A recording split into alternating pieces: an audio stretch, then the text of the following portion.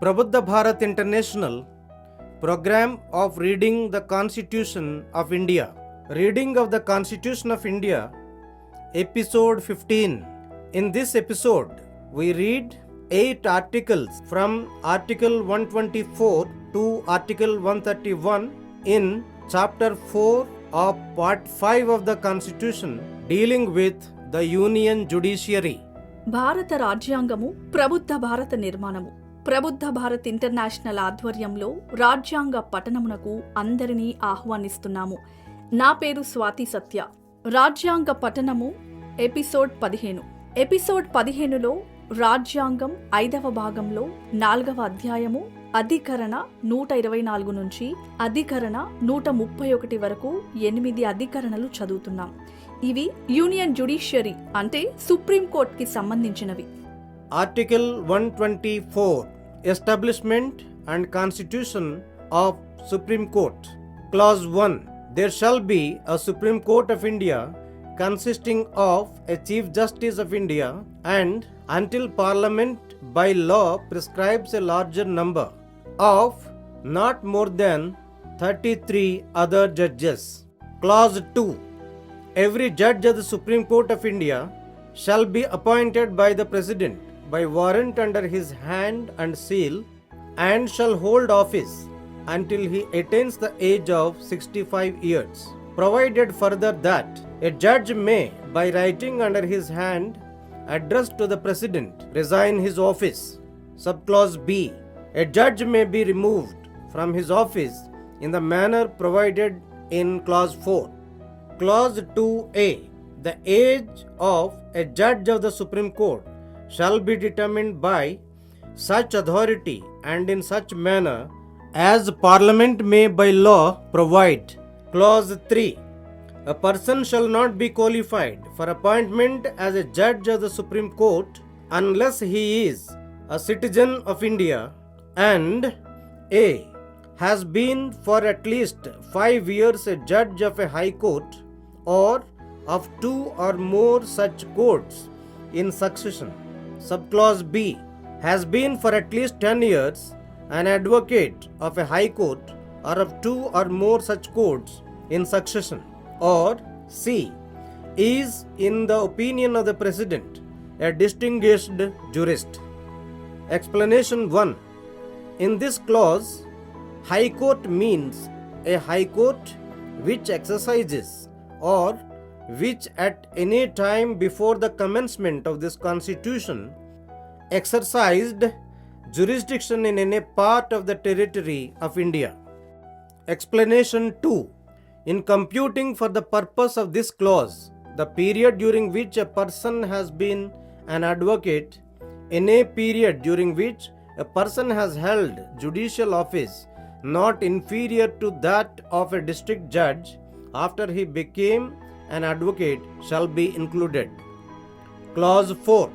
A judge of the Supreme Court shall not be removed from his office except by an order of the President passed after an address by each House of Parliament supported by a majority of the total membership of that House and by a majority of not less than 2/3 of the members of that House present and voting has been presented to the President in the same session for such removal on the ground of proved misbehavior or incapacity.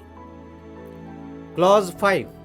Parliament may by law regulate the procedure for the presentation of an address and for investigation and proof of the misbehavior or incapacity of a judge under Clause 4. Clause 6. Every person appointed to be a judge of the Supreme Court shall, before he enters upon his office, make and subscribe before the President or some person appointed in that behalf by him an oath or affirmation according to the form set out for the purpose in the 3rd schedule. Clause 7. No person who has held office as a judge of the Supreme Court shall plead or act in any court or before any authority within the territory of India. 4వ అధ్యాయం సంఘము యొక్క న్యాయ వ్యవస్థ. అధికరణ 124 supreme court స్థాపన మరియు నిర్మాణము.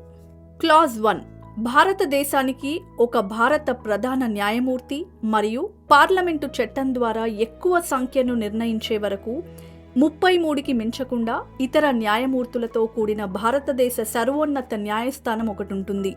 క్లాజ్ 2 సుప్రీంకోర్టు ప్రతి న్యాయమూర్తి దేశ అధ్యక్షుని అధికార ముద్రతో కూడిన సంతకం గల వారెంట్ ద్వారా నియమించబడతారు మరియు తనకు 65 ఏళ్ల వయసు నిండే వరకు ఆ పదవిని నిర్వహిస్తారు.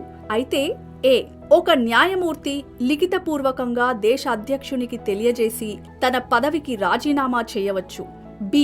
ఈ అధికరణలో నిబంధన 4 పొందుపర్చిన నియమాల ప్రకారం ఒక న్యాయమూర్తిని పదవి నుంచి తొలగించవచ్చును. క్లాజ్ 2 సుప్రీంకోర్టు న్యాయమూర్తి యొక్క వయస్సు పార్లమెంటు చట్టం ద్వారా నియమించబడు అధికార వ్యవస్థచే నిర్ధారించిన విధంగా ఉంటుంది. క్లాజ్ 3 ఒక వ్యక్తి భారతదేశ పౌరుడై ఉంటే తప్ప సుప్రీంకోర్టు న్యాయమూర్తిగా నియమించబడే అర్హతను పొందరు మరియు ఆ వ్యక్తి కనీసం వరుసగా 5 సంవత్సరాల పాటు 1 లేదా 2 లేదా అంతకంటే ఎక్కువ హైకోర్టుల్లో న్యాయమూర్తిగా ఉండి ఉండాలి. లేదా ఆ వ్యక్తి కనీసం వరుసగా 10 సంవత్సరాల పాటు 1 లేదా 2 లేదా అంతకంటే ఎక్కువ హైకోర్టుల్లో న్యాయవాదిగా ఉండి ఉండాలి. లేదా ఆ వ్యక్తి దేశ అధ్యక్షుని అభిప్రాయంలో ప్రసిద్ధ న్యాయవేత్త అయినా ఉండాలి. వివరణ 1 ఈ నిబంధనలో హైకోర్టు అంటే భారత భూభాగంలో ఏ ప్రాంతంలోనైనా వర్తమానంలో గాని ఈ రాజ్యాంగం అమలులోకి రాకముందు ఎప్పుడైనా గాని హైకోర్టుగా పరిధిగల హైకోర్టు అని అర్థం. వివరణ 2 ఒక వ్యక్తి ఈ నిబంధన కోసం న్యాయవాదిగా ఉన్న సమయాన్ని లెక్క చూసేటప్పుడు సదరు వ్యక్తి న్యాయవాదైన తరువాత జిల్లా జడ్జి హోదా కంటే తక్కువ కాకుండా న్యాయాధికారిగా జ్యుడిషియల్ ఆఫీసర్ విధులు నిర్వహించిన సమయాన్ని చేర్చాలి.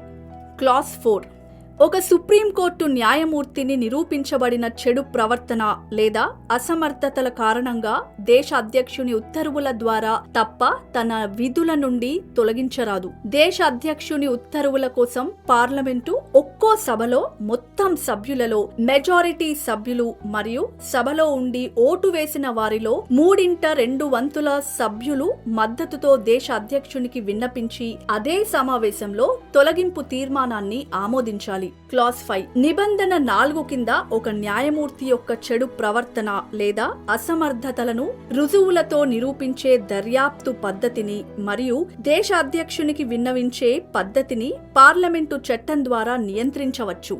క్లాజ్ 6 సుప్రీంకోర్టు న్యాయమూర్తిగా ఉండడానికి నియమించబడిన ప్రతి వ్యక్తి తన పదవీ బాధ్యతల్లోకి ప్రవేశించే ముందు రాజ్యాంగం 3వ షెడ్యూల్లో పొందుపర్చిన పత్రం ప్రకారం దేశ అధ్యక్షులు లేదా తన తరపున నియమించబడ్డ ఎవరైనా వ్యక్తి సమక్షంలో ప్రమాణము లేదా ప్రతిజ్ఞ చేయాలి మరియు దానికి కట్టుబడి ఉంటానని ఒప్పుకోవాలి.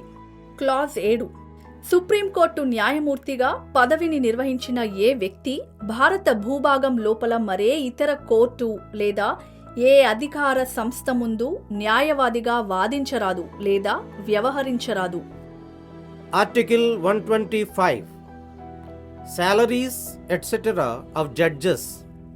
Clause 1 There shall be paid to the judges of the Supreme Court such salaries as may be determined by Parliament by law, and until provision in that behalf is so made, such salaries as are specified in the second schedule.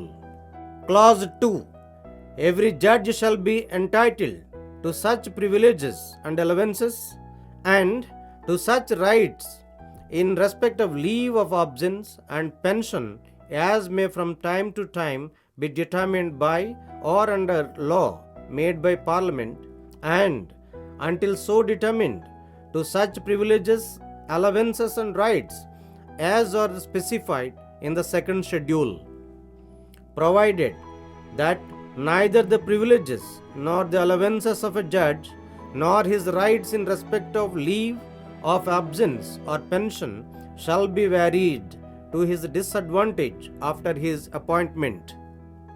అధికరణ 125 న్యాయమూర్తుల జీతాలు మొదలుగునవి. Clause 1 parliament చట్టం ద్వారా నిర్ణయించగలిగినంతటి జీతాలు supreme court న్యాయమూర్తులకు చెల్లించాలి మరియు ఈ విషయంలో అట్టి నిబంధనలను ఆ విధంగా చేసే వరకు రాజ్యాంగంలోని 2వ షెడ్యూల్లో నిర్ధారించబడిన విధంగా జీతాలు చెల్లించాలి. క్లాస్ 2 ప్రతి న్యాయమూర్తి పార్లమెంటు చేసిన చట్టం ద్వారా లేదా చట్టం క్రింద ఎప్పటికప్పుడు నిర్ణయించబడగల విశేష హోదాలు అంటే ప్రివిలేజెస్, భత్యాలు, అలౌన్సెస్ మరియు సెలవులు మరియు పింఛనుకు సంబంధించి హక్కులకు అర్హత కలిగి ఉంటారు మరియు అలా నిర్ణయించబడు వరకు రాజ్యాంగంలోని 2వ షెడ్యూల్లో నిర్ధారించబడిన విధంగా విశేష హోదాలు, భత్యాలు మరియు హక్కులు కలిగి ఉంటారు. అలాగే ఒక న్యాయమూర్తి విశేష హోదాలు గాని, భత్యాలు గాని లేదా సెలవు మరియు పింఛను హక్కులు గాని వారి నియామకం తరువాత వారికి ప్రతికూల ప్రయోజనం కలిగేలా మార్చరాదు. Article 126. Appointment of Acting Chief Justice. When the office of Chief Justice of India is vacant or when the Chief Justice is, by reason of absence or otherwise, unable to perform the duties of his office, the duties of the office shall be performed by such one of the other judges of the court as the President may appoint for the purpose. అధికరణ 126 వ్యావహారక acting ప్రధాన న్యాయమూర్తి నియామకం. భారత ప్రధాన న్యాయమూర్తి పదవి ఖాళీ అయినప్పుడు లేదా సెలవు లేదా ఇతర కారణాల వల్ల తన అధికార బాధ్యతలు నిర్వహించలేనప్పుడు దేశాధ్యక్షుడు నియమించగల సుప్రీంకోర్టు న్యాయమూర్తులలో మరొకరైన ఇతర న్యాయమూర్తి ద్వారా ప్రధాన న్యాయమూర్తి అధికార బాధ్యతలు నిర్వహించబడాలి. Article 127. Appointment of ad hoc judges. Clause 1. If at any time there should not be a quorum of the judges of the Supreme Court available to hold or continue in a session of the court, the Chief Justice of India may, with the previous consent of the President and after consultation with the Chief Justice of the High Court concerned, request in writing the attendance at the sittings of the court as an ad hoc judge for such period as may be necessary of a judge of a High Court duly qualified for appointment as a judge of the Supreme Court to be designated by the Chief Justice of India. Clause 2. It shall be the duty of the judge who has been so designated in priority to other duties of his office to attend the sittings of the Supreme Court at the time and for the period for which his attendance is required, and while so attending he shall have all the jurisdiction, powers and privileges, and shall discharge the duties of a judge of the Supreme Court. అధికరణ 127 తాత్కాలిక add hack న్యాయమూర్తుల నియామకం. Clause 1. ఏ సమయంలోనైనా supreme court సమావేశాన్ని ఏర్పాటు చేయడానికి, కొనసాగించడానికి అవసరమైనంత సంఖ్యలో న్యాయమూర్తులు కోరం లేనప్పుడు భారత ప్రధాన న్యాయమూర్తి దేశాధ్యక్షుని ముందస్తు అంగీకారంతో మరియు సంబంధిత హైకోర్టు ప్రధాన న్యాయమూర్తిని సంప్రదించి అవసరమైనంత సమయం మేరకు సుప్రీంకోర్టు ప్రధాన న్యాయమూర్తిచే సుప్రీంకోర్టు న్యాయమూర్తిగా నియమించబడగల అర్హతలు కలిగిన ఒక హైకోర్టు న్యాయమూర్తిని సుప్రీంకోర్టు సమావేశాలకు ఒక తాత్కాలిక న్యాయమూర్తిగా హాజరు కావాలని లిఖితపూర్వకంగా అభ్యర్థన చేయవచ్చు. క్లాస్ 2. తన ఇతర అధికార బాధ్యతల కంటే ముందు ప్రాధాన్యతలో అవసరమైన సమయంలో సమావేశాలకు అవసరమైనంత కాలము సుప్రీంకోర్టు సమావేశాలకు హాజరు కావడం అలా నియమితులైన న్యాయమూర్తి బాధ్యత అవుతుంది. అలా హాజరవుతున్న కాలంలో ఆయన సుప్రీంకోర్టు న్యాయమూర్తికి గల పూర్తి అధికార పరిధి, అధికారము మరియు ప్రత్యేక హోదాలు కలిగి ఉండి సంబంధిత విధులు నిర్వహించాలి. Article 128. Attendance of retired judges at sittings of the Supreme Court. Notwithstanding anything in this chapter, the Chief Justice may, at any time, with the previous consent of the President, request any person who has held the office of a judge of the Supreme Court or of the Federal Court, or who has held the office of a judge of a High Court and is duly qualified for appointment as a judge of the Supreme Court, to sit and act as a judge of the Supreme Court, and every such person so requested shall, while so sitting and acting, be entitled to such allowances as the President may by order determine, and have all the jurisdiction, powers and privileges of, but shall not otherwise be deemed to be a judge of that court, provided that nothing in this article shall be deemed to require any such person as aforesaid to sit and act as a judge of that court unless he consents so to do. అధికరణ 128. Supreme court సమావేశాలకు విశ్రాంత న్యాయమూర్తుల హాజరు. ఈ అధ్యాయంలో దేనితోనూ నిమిత్తం లేకుండా supreme court ప్రధాన న్యాయమూర్తి ఎప్పుడైనా దేశాధ్యక్షుని ముందస్తు అనుమతితో సుప్రీంకోర్టు లేదా సమాఖ్య కోర్టు న్యాయమూర్తిగా పదవీ బాధ్యతలు నిర్వహించిన వ్యక్తిని గాని, లేదా ఒక హైకోర్టు న్యాయమూర్తి పదవిని నిర్వహించి మరియు సుప్రీంకోర్టు న్యాయమూర్తి బాధ్యతలకు తగు అర్హతలు కలిగిన వ్యక్తిని గాని సుప్రీంకోర్టు న్యాయమూర్తిగా వ్యవహరించమని కోరవచ్చు.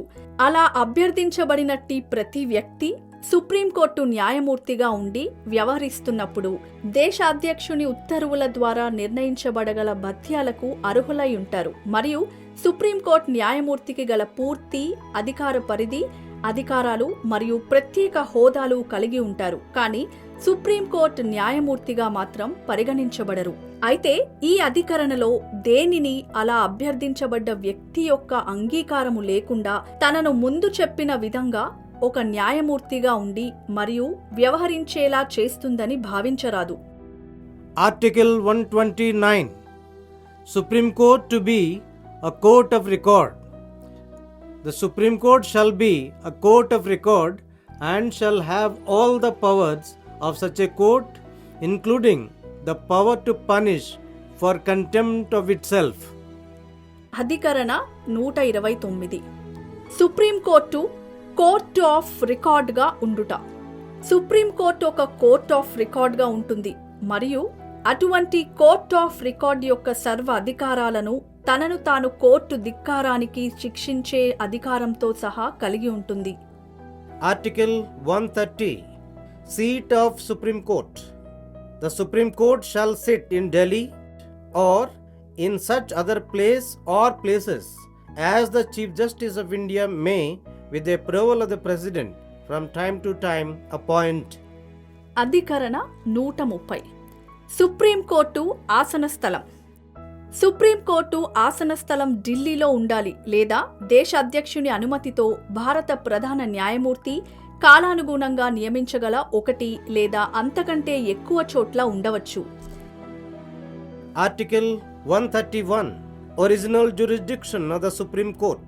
Subject to the provisions of this Constitution, the Supreme Court shall, to the exclusion of any other court, have original jurisdiction in any dispute A. between the Government of India and one or more states, or B. between the Government of India and any state or states on one side and one or more other states on the other, or C.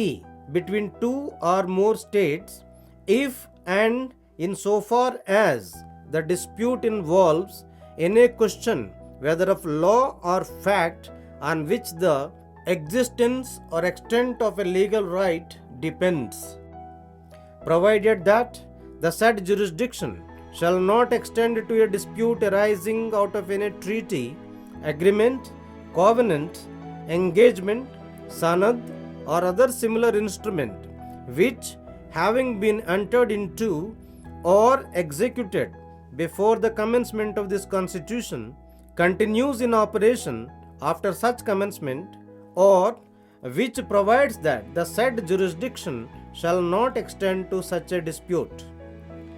With this, episode 15 completes. అధికరణ 131. Supreme court యొక్క అసలు అధికార పరిధి.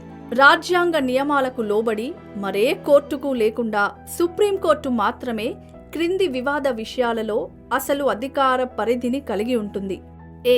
భారత ప్రభుత్వము మరియు ఒకటి లేదా ఒకటి కంటే ఎక్కువ రాష్ట్రాల మధ్య వివాదము లేదా బి. భారత ప్రభుత్వము మరియు ఒకటి లేదా ఒకటి కంటే ఎక్కువ రాష్ట్రాలు ఒక పక్క మరియు ఒకటి లేదా ఒకటి కంటే ఎక్కువ రాష్ట్రాలు మరో పక్క గల వివాదము, లేదా సి. రెండు లేదా అంతకంటే ఎక్కువ రాష్ట్రాల మధ్య ఏదేని వివాదం ఉండి ఆ ప్రశ్నలో చట్టానికి సంబంధించి గాని లేదా ఒక వాస్తవ పరిస్థితికి సంబంధించి గాని న్యాయపరమైన హక్కులు వాటి విస్తారము ఆధారపడి ఉన్నంత మేరకు సుప్రీంకోర్టు అసలు పరిధి విస్తరిస్తుంది. అయితే రాజ్యాంగము అమలు కాకముందు చేసుకోబడి అమలు చేయబడి రాజ్యాంగం తర్వాత కొనసాగుతున్న అంతర్జాతీయ చట్టం, ట్రీటీ, అగ్రిమెంట్, కోవానెంట్, ఎంగేజ్మెంట్, సనద్ లేదా అటువంటి ఇతర సాధనం వలన తలెత్తిన వివాదాలకు లేదా సుప్రీంకోర్టు పరిధిలోకి ఏ విధమైన వివాదాలు రావనే నిబంధన గల ట్రీటీ, అగ్రిమెంట్, కోవెనెంట్, ఎంగేజ్మెంట్, సనద్ లేదా అటువంటి ఇతర సాధనాలకు ఈ సుప్రీంకోర్టు అసలు పరిధి విస్తరించదు. అధికరణ 131A. భారత సంఘము యొక్క చట్టాలకు సంబంధించిన ప్రశ్న విషయంలో సుప్రీంకోర్టు యొక్క ప్రత్యేక అధికార పరిధి. ఇది 1977 43వ రాజ్యాంగ సవరణ చట్టం ద్వారా తొలగించబడింది. ఇంతటితో రాజ్యాంగ పఠనము ఎపిసోడ్ 15 సమాప్తం.